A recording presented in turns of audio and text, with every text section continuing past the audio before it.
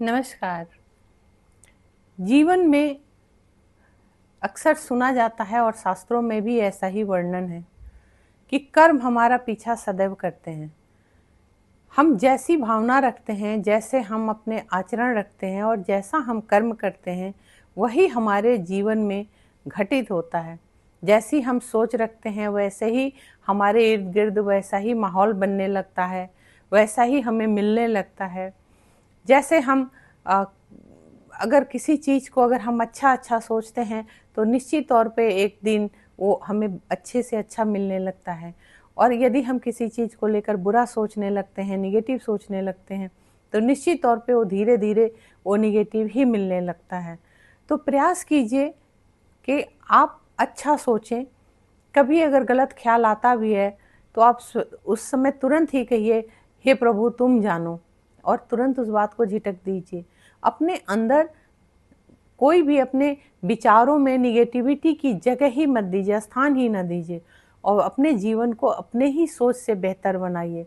क्योंकि कहते हैं कि कर्म पीछा जरूर करता है। तो जैसा हम करेंगे वो हमें, यदि हमने प्रारब्ध में किया है तो अभी मिल रहा है, और आज हम जैसा करेंगे वो आने वाले जन्म में मिलेगा। ऐसा शास्त्र कहता है कि प्रारब्ध होता है, जन्म होता है। तो हमें ध्यान पूरा देना चाहिए अपने कर्मों पे। हम क्यों कोई ऐसा कर्म करें कि हमें फिर कहीं ऐसा गलत कर्म करें कि हमें आगे भुगतना पड़े। सदैव अच्छा कर्म कीजिए, अच्छी सोच रखिए, अपने लिए भी अच्छा कीजिए, अपनों के लिए भी अच्छा कीजिए, समाज के लिए भी अच्छा सोचिए, जो भी आपके नाते रिश्ते हैं उनके लिए भी अच्छा सोचिए। क्योंकि जब हम किसी को 1 रुपये देते हैं तो परमात्मा हमें 2 रुपये देता है, कहीं ना कहीं से वो मदद करता है। देने का विचार रखिए। किसी के लिए आप ये मैंने पैसे का एक एग्जाम्पल दिया, आप शरीर से खड़े हो सकते हैं, जरूर होइए। कहीं किसी का कोई किसी रूप में सहयोग कर सकते हैं, जरूर कीजिए। क्योंकि ये जो सत्कर्म है ये आपके साथ जाता है। सारी आपकी कमाई, धन दौलत, ये सब यहीं रह जाना है, और जब भी इस दुनिया से जाना है, और अगर प्रारब्ध था तो अगला जन्म भी निश्चित होगा।